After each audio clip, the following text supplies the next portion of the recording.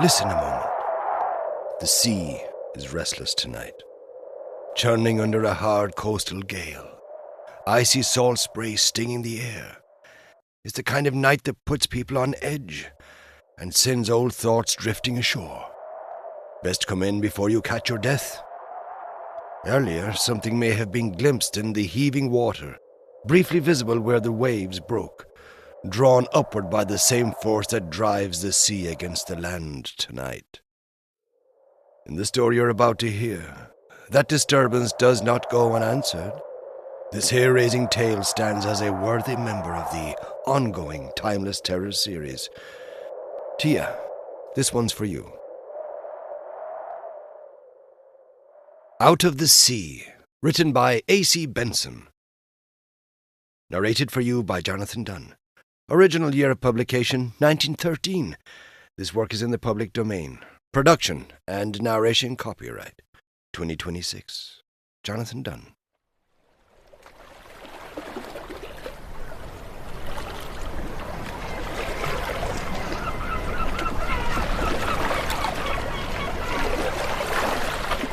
It was about 10 o'clock on a November morning in the little village of Blee on the Sands.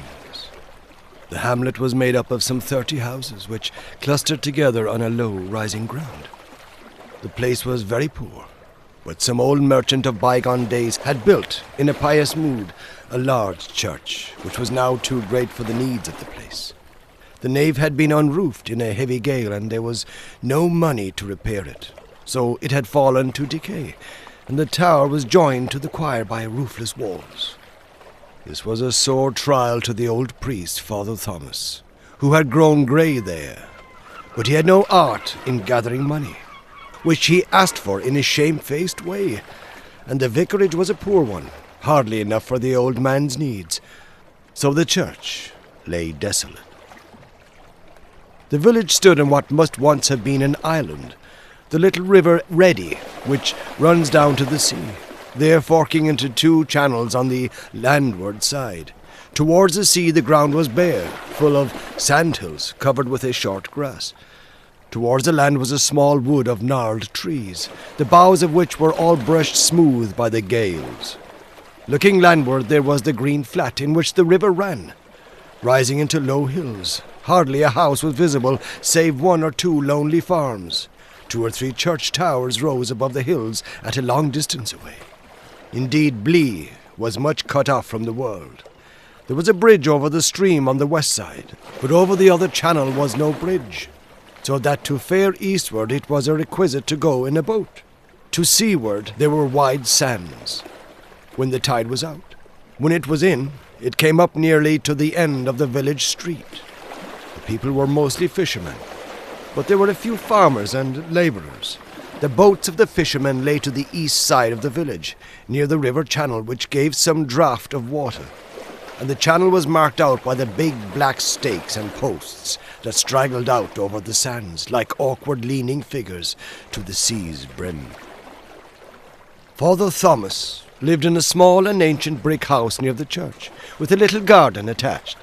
He was a kindly man, much worn by age and weather, with a wise heart, and he loved the quiet life with his small flock. This morning he had come out of his house to look abroad, before he settled down to writing his sermon. He looked out to sea, and saw with a shadow of sadness the black outline of a wreck that had come ashore a week before, and over which the white waves were now breaking. The wind blew steadily from the northeast, and had a bitter poisonous chill in it, which it doubtless drew from the fields of the upper ice.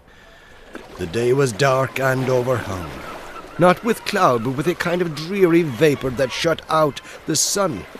Father Thomas shuddered at the wind and drew his patched cloak round him. As he did so, he saw 3 figures come up to the vicarage gate. It was not a common thing for him to have visitors in the morning, and he saw with surprise that they were old Master John Grimstone, the richest man in the place, half farmer and half fisherman, a dark, surly old man. His wife, Bridget, a timid and frightened woman, who found life with her harsh husband a difficult business in spite of their wealth, which for a place like Blee was great, and their son Henry, a slightly shambling man of 40 who was his father's butt.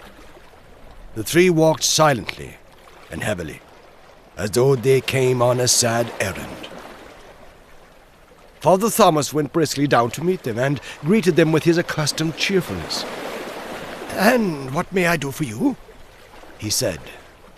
Old Master Grimston made a sort of gesture with his head as though his wife should speak, and she said in a low and somewhat husky voice, with a rapid utterance, "There is a matter, Father, we would ask you about.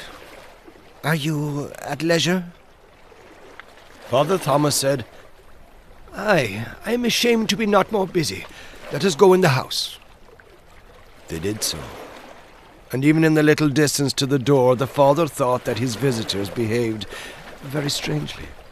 They peered round from left to right, and once or twice Master Grimston looked sharply behind them, as though they were followed. They said nothing but "aye" and "no" to the father's talk, and bore themselves like people with a terrible fear. Father Thomas made up his mind that it was some question of money, for nothing else was wont to move Master Grimston's mind. So he led them into his parlour and gave them seats, and then there was a silence, while the two men continued to look furtively about them, and the wife sat with her eyes upon the priest's face. Father Thomas knew not what to make of this, till Master Grimston said harshly, "Come, wife, tell the tale and make an end. We must not take up the father's time." "I hardly know how to say it, Father," said Bridget. "But a strange and evil thing has befallen us. There is something come to our house, and we know not what it is, but it brings fear with it." A sudden paleness came over her face, and she stopped, and the three exchanged a glance in which terror was visibly written. Master Grimston looked over his shoulder swiftly and made as though to speak, yet only swallowed in his throat. But Henry said suddenly, in a loud and woeful voice, "It is an evil beast out of the sea." And then there followed a dreadful silence, while Father Thomas felt a sudden dread leap up in his heart at the contagion of fear that he saw written on the faces round him. But he said with all the cheerfulness he could muster, "Come, friends, let us not begin to talk of sea beasts. We must have the whole tale. Mistress Grimston, I must hear the story. Be content. Nothing can touch us here." The three seemed to draw a faint comfort from his words, and Bridget began.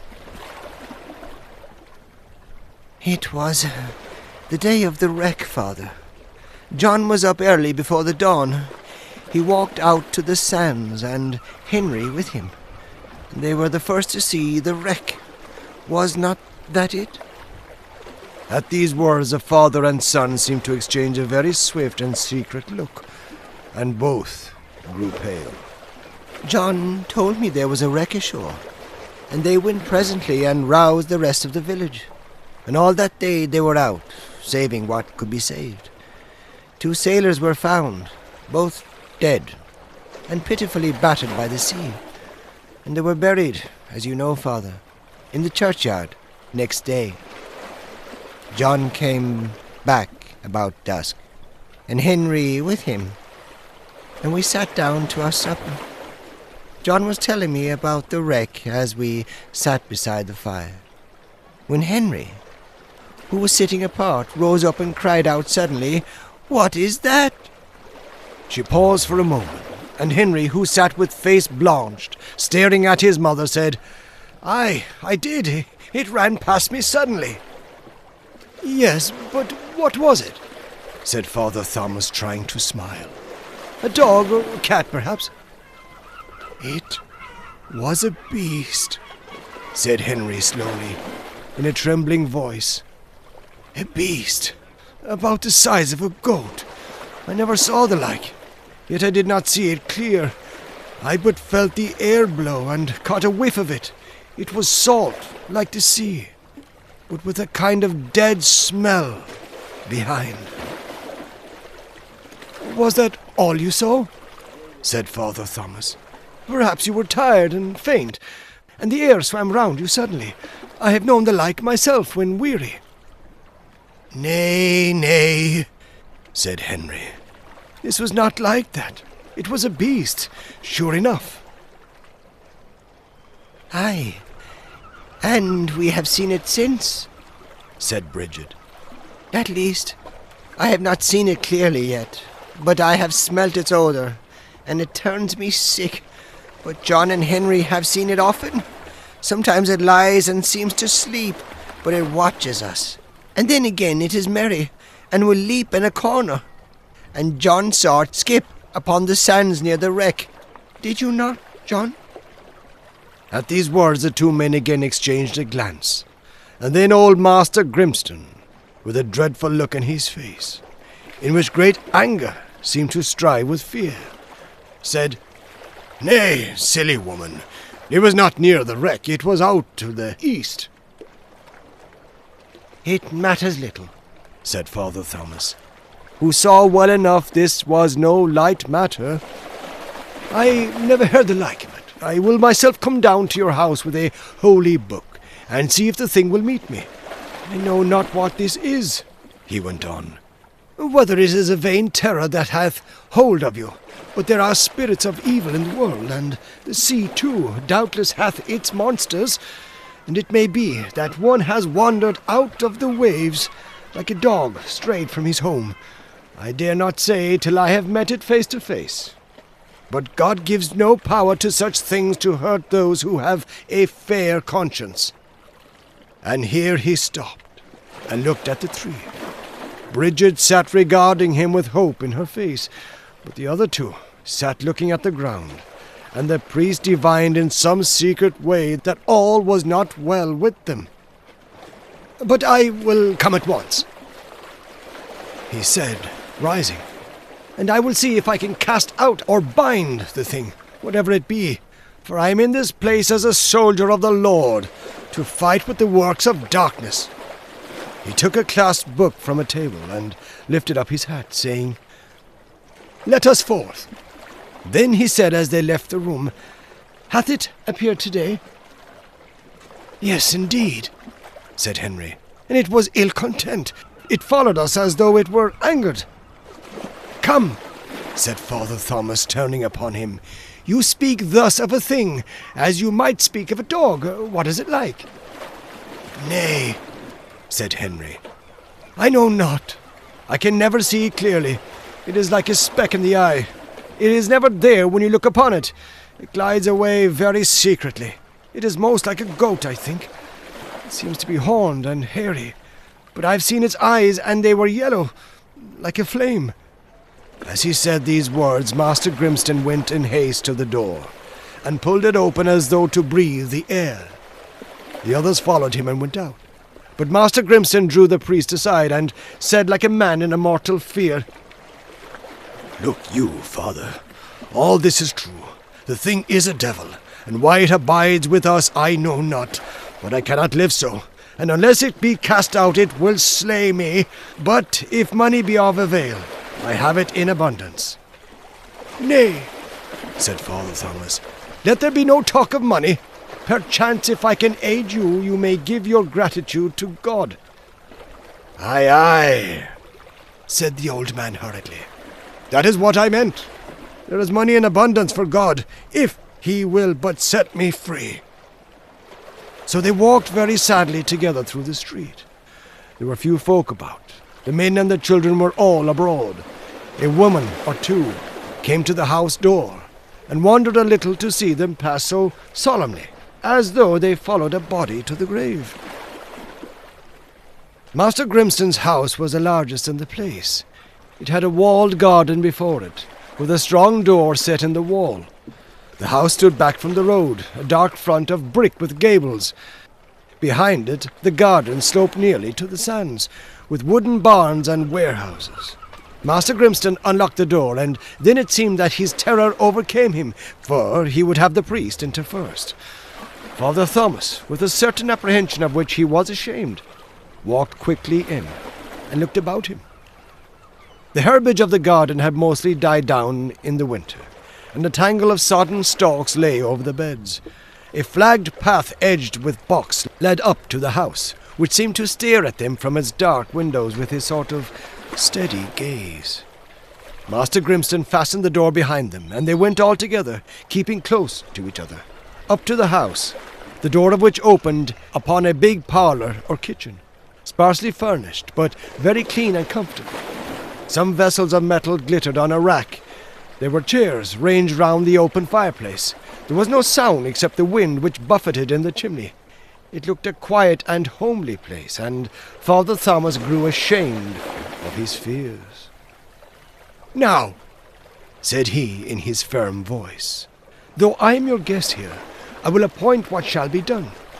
We will sit here together, and talk as cheerfully as we may, till we have dined.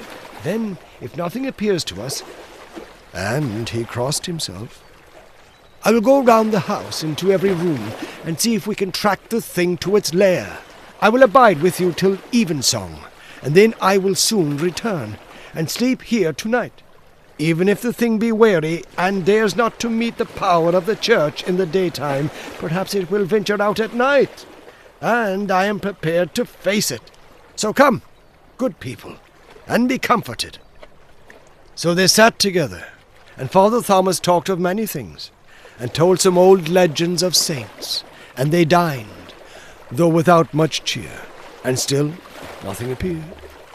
Then, after dinner, Father Thomas decided to view the house, so he took the Bible, and they went from room to room. On the ground floor there were several chambers not used, which they entered in turn, but saw nothing. On the upper floor was a large room where Master Grimston and his wife slept, and a further room for Henry, and a guest chamber in which the priest was to sleep, and a room where a servant maid slept. And now the day began to darken, and to turn to evening, and Father Thomas felt a shadow grow in his mind. There came into his head a verse of Scripture about a spirit who found a house empty, swept and garnished, and called his fellows to enter in. At the end of the passage was a locked door, and Father Thomas said, "This is the last room. Let us enter." "Nay, there is no need to do that," said Master Grimston in a kind of haste. "It leads nowhere.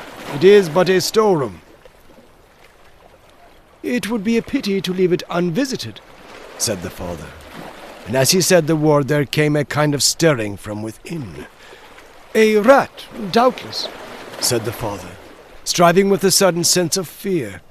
But the pale faces round him told another tale. "Come, Master Grimston, let us be done with this," said Father Thomas decisively. "The hours of vespers draws nigh." So Master Grimston slowly drew out a key and unlocked the door, and Father Thomas marched in. It was a simple place enough. There were shelves on which various household matters lay, boxes and jars with twine and cordage. On the ground stood chests. There were some clothes hanging on pegs, and in a corner was a heap of garments piled up. On one of the chests stood a box of rough deal, and from the corner of it dripped water, which lay in a little pool on the floor. Master Grimston went hurriedly to the box and pushed it further to the wall. As he did so, a kind of sound came from Henry's lips. Father Thomas turned and looked at him. He stood pale and strengthless, his eyes fixed on the corner. At the same moment, something dark and shapeless seemed to slip past the group, and there came to the nostrils of Father Thomas a strange, sharp smell, as of the sea. Only there was a taint within it, like the smell of corruption. They all turned and looked at Father Thomas together, as though seeking comfort from his presence. He, hardly knowing what he did, and in the grasp of a terrible fear, fumbled with his book. Opening it, read the first words that his eye fell upon, which was the place where the blessed Lord, beset with enemies, said that if he did but pray to his Father, he should send him forthwith legions of angels to encompass him. And the verse seemed to the priest so like a message sent instantly from heaven that he was not a little comforted. But the thing, whatever the reason was, appeared to them no more at that time. Yet the thought of it lay very heavy on Father Thomas's heart. In truth, he had not, in the bottom of his mind, believed that he would see it. But Bad trusted in his honest life and his sacred calling to protect him. He could hardly speak for some minutes. Moreover, the horror of the thing was very great, and seeing him so grave, their terrors were increased, though there was a kind of miserable joy in their minds that someone, and he a man of high repute, should suffer with them. Then Father Thomas, after a pause, they were now in the parlour, said, speaking very slowly, that they were under a sore affliction of Satan, and they must withstand it with a good courage. And look you, he added, turning with a great sternness to the three, if there be any mortal sin upon your hearts, see that you confess it, and be shriven speedily, for while such a thing lies upon the heart, so long hath Satan powers to hurt. Otherwise, have no fear at all. Then Father Thomas slipped out to the garden, and hearing the bell pull for vespers, he went to the church, and the three would go with him, because they would not be left alone. So they went together. By this time the street was fuller, and the servant maid had told tales, so that there was much talk in the place about what was going on. None spoke with them as they went, but at every corner people could be seen talking, and as the father approached, a silence would fall upon a group, so that they knew that their terrors were on every tongue. There was but a handful of worshippers in the church, which was dark, save for the light on Father Thomas's book. He read the holy service swiftly and courageously, but his face was very pale and grave in the light of the candle. When the vespers were over, and he had put off his robe, he said that he would go back to his house, and gather what he needed for the night, and that they should wait for him at the churchyard gate. So he strode off to his vicarage, but as he shut the door, he saw a dark figure come running up the garden. He waited with a fear in his mind, but in a moment he saw that it was Henry, who came up breathless, and said that he must speak with the father alone. Father Thomas knew that some dark secret was to be told him, so he led Henry into the parlour and seated himself and said, "Now, my son, speak boldly." So there was an instant's silence, and Henry slipped on to his knees.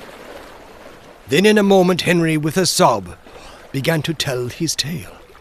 He said that on the day of the wreck, his father had roused him very early in the dawn, and had told him to put on his clothes and come silently, for he thought there was a wreck ashore. His father carried a spade in his hand, he knew not then why. They went down to the tide, which was moving out very fast, and had left but an inch or two of water on the sands. There was little light, but when they had walked a little, they saw the black hull of a ship before them, on the edge of the deeper water, the waves driving over it. And then all at once they came upon the body of a man lying on his face on the sand. There was no sign of life in him, but he clasped a bag in his hand that was heavy, and the pocket of his coat was bulging. And there lay, moreover, some glittering things about him that seemed to be coins. They lifted the body up, and his father stripped the coat from the man, and then bade Henry dig a hole in the sand, which he presently did, though the sand and water oozed fast into it. Then his father, who had been stooping down, gathering something up from the sand, raised the body up, and laid it in the hole, and bade Henry cover it. And so he did till it was nearly hidden. Then came a horrible thing. The sand in the hole began to move and stir, and presently a band was put out with clutching fingers, and Henry dropped the spade and said, "There is life in him." But his father seized the spade, and shoveled the sand into the hole with a kind of silent fury, and trampled it over and smoothed it down. And then he gathered up the coat and the bag, and handed Henry the spade. But this time the town was astir, and they saw, very faintly, a man running along the shore eastward. So, making a long circuit to the west, they returned. His father had put the spade away and taken the coat upstairs, and then he went out with Henry, and told all he could find that there was a wreck ashore. The priest heard the story with a fierce shame and anger, and turning to Henry, he said, "But why did you not resist your father, and save the poor sailor." "I dared not," said Henry, shuddering, "though I would have done so if I could. But my father has a power over me, and I am used to obeying him." Then said the priest, "This is a dark matter, but you have told the story bravely, and now will I shrive you, my son." So he gave him shrift. Then he said to Henry, "Have you seen aught that would connect the beast that visits you with this thing?" "Aye, that I have," said Henry, "for I watched it with my father skip and leap into the water over the place where the man lies buried." Then the priest said, "Your father must tell me the tale too, and he must make submission to the law." "He will not," said Henry. "Then will I compel him," said the priest. "Not out of my mouth," said Henry, "or he will slay me too." Then the priest saw that he was in an awkward position, for he could not use the words of confession of one man to convict another of his sin. So he gathered his things in haste and walked back to the church. But Henry went another way, saying, "I made an excuse to come away. I said I went elsewhere, but I fear my father much. He sees very deep, and I would not have him suspect me of having made confession." Then the father met the other two at the church gate, and they went down to the house in silence, the father pondering heavily. And at the door Henry joined them, and it seemed to the father that old Master Grimston regarded him not. So they entered the house in silence, and ate in silence, listening earnestly for any sound. And the father looked after Master Grimston, who ate and drank and said nothing, never raising his eyes. But once the father saw him laugh secretly to himself, so that the blood ran cold in the father's veins, and he could hardly contain himself from accusing him. Then the father read prayers, and prayed earnestly against the evil, and that they should open their hearts to God, if he would show them why this misery came upon them. Then they went to bed, and Henry asked that he might sleep in the priest's room, which he willingly granted. And so the house was dark, and they made as though they would sleep. But the father could not sleep, and he heard Henry weeping silently to himself, like a little child. But at last the father slept, how long he knew not, and suddenly woke from his sleep with a horror of darkness all about him, and he knew that there was some evil thing abroad. He looked upon the room. He heard Henry mutter heavily in his sleep, as though there was a dark terror upon him. And then, in the light of the dying embers, the father saw a thing rise upon the hearth, as though it had slept there, and woken to stretch itself. And then, in the half-light, it seemed softly to gambol and play. But, whereas an innocent beast does this, it seems a fond and pretty sight. The father thought he had never seen so ugly a sight as the beast gambolling all by itself, as if it could not contain its own dreadful joy. It looked viler and more wicked every moment. Then, too, there spread in the room the sharp scent of the sea, with the foul smell underneath it, that gave the father a deadly sickness. He tried to pray, but no words would come, and he felt indeed that the evil was too strong for him. Presently the beast desisted from its play, and looking wickedly about, came near to the father's bed, and seemed to put up its hairy forelegs upon it. He could see its narrow and obscene eyes, which burned with a dull yellow light, and were fixed upon him. And now the father thought that his end was near, for he could stir neither hand nor foot, and the sweat ran down his brow. But he made a mighty effort, and in a voice which shocked himself, so dry and husky, and withal of so loud and screaming a tone it was, he said 3 holy words. The beast gave a great quiver of rage, but it dropped down to the floor, and in a moment was gone. Then Henry woke, and raising himself on his arm, said something, but there broke out in the house a great outcry, and the stamping of feet, which seemed very fearful in the silence of the night. The priest leapt out of his bed all dizzy, and made a light, and ran to the door, and went out crying whatever words came to his head. The door of Master Grimston's room was open, and a strange strangling sound came forth. The father made his way in and found Master Grimston lying upon the floor, his wife bending over him. He lay still, breathing pitifully, and every now and then a shudder ran through him. In the room there seemed a strange and shadowy tumult going on. But the father saw that no time could be lost, and kneeling down beside Master Grimston, he prayed with all his might. Presently, Master Grimston ceased to struggle and lay still, like a man who had come out of a sore conflict. Then he opened his eyes, and the father stopped his prayers, and looking very hard at him, he said, "My son, the time is very short. Confess your sins." Then Master Grimston, rolling his haggard eyes upon the group, twice strove to speak and could not. But the third time the father, bending down his head, heard him say in a thin voice that seemed to float from a long way off, "I slew him. My sin." Then the father swiftly gave him shrift, and as he said the last word, Master Grimston's head fell over on the side, and the father said, "He is gone." And Bridget broke out in a terrible cry, and fell upon Henry's neck, who had entered unseen. Then the father bade Henry lead her away, and put the poor body on the bed.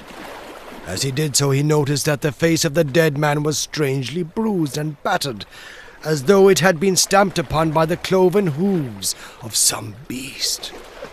Then Father Thomas knelt, and prayed until the light came filtering in through the shutters, and the cocks crowed in the village, and presently it was day. But that night the father learned strange secrets, and something of the dark purpose of God was revealed to him. In the morning there came one to find the priest, and told him that another body had been thrown up on the shore, which was strangely smeared with sand, as though it had been rolled over and over in it. And the father took order for its burial. Then the priest had a long talk with Bridget and Henry. He found them sitting together, and she held her son's hand and smoothed his hair, as though he had been a little child. And Henry sobbed and wept, but Bridget was very calm. "He hath told me all," she said, "and we have decided that he shall do whatever you bid him, must be given to justice." And she looked at the priest very pitifully. "Nay, nay," said the priest. "I hold not Henry to account for the death of the man. It was his father's sin, who hath made heavy atonement. The secret shall be buried in our hearts." Then Bridget told him how she had waked suddenly out of her sleep, and heard her husband cry out, and how that then followed a dreadful kind of struggling, with the scent of the sea over all, and then he had all at once fallen to the ground, and she had gone to him, and that then the priest had come. Then Father Thomas said with tears that God had shown them deep things, and visited them very strangely. Then lastly he went with Henry to the storeroom, and there, in the box that had dripped with water, lay the coat of the dead man, full of money, and the bag of money too. And Henry would have cast it back into the sea, but the priest said that this might not be, but that it should be bestowed plentifully upon shipwrecked mariners, unless the heirs should be found. But the ship appeared to be a foreign ship, and no search ever revealed whence the money had come. Master Grimston was found to have left much wealth, but Bridget sold the house and the land, and it mostly went to rebuild the church. Then Bridget and Henry moved to the vicarage and served Father Thomas faithfully, and they guarded their secret. Now the beast troubled those of whom I write no more. But it is easier to raise up evil than to lay it. and it is said to this day that a man or a woman with an evil thought in their hearts may see, on a certain evening in November, at the ebb of the tide, a goat-like thing wade in the water, snuffing at the sand, as though it sought, but found not.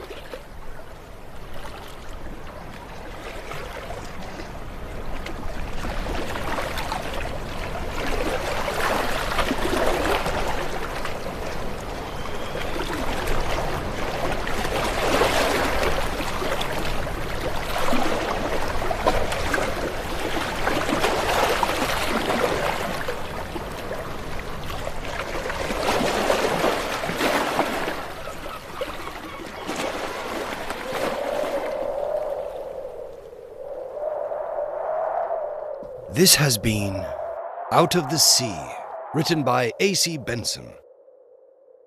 Narrated for you by Jonathan Dunne. Original year of publication, 1913. This work is in the public domain. Production and narration copyright, 2026. Jonathan Dunne.